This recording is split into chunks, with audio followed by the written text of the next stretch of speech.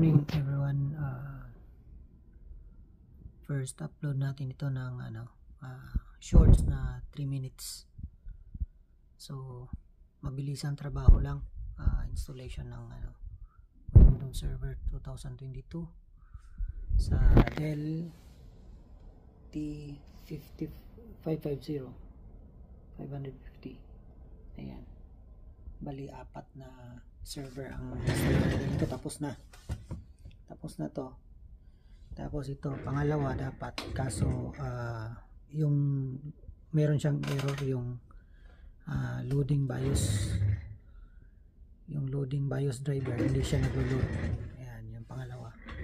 Ito naman pangatlo. So yan, naka-standby lang muna yan. Tinanggal muna natin yung BIOS, but check natin ulit mamaya kung gagana. Maglo-load na yung BIOS drivers niya. Tapos ito yung pangatlo. Ayan.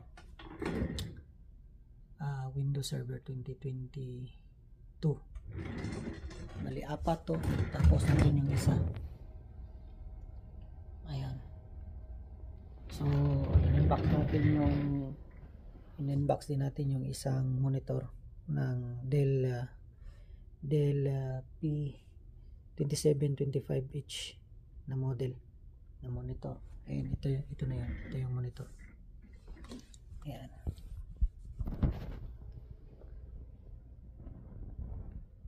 Ayan yung monitor. So mabilis ang trabaho lang to. So hopefully matapos ko itong araw na to, yung installation ng 4 na servers Dell T550. Yun. So tagal-tagal na rin hindi ako nakapag-upload. And yun, shoutout sa mga subscribers ko dyan, mga sumusuporta sa channel ko. And kung bago pa lang kayo sa channel ko, huwag niyo kalimutang mag-like, share, and subscribe. Tapos ang galing, itong nakalagay dito, ito printer, ito yung ginagamit ko, DYMO leveler. Yun, shout out sa lahat. And nagre-restart na yung machine. Yun, see you sa sunod na short video, mahabang short video ko. Maraming salamat. Bye bye. Good morning everyone. First upload natin ito ng shorts na 3 minutes.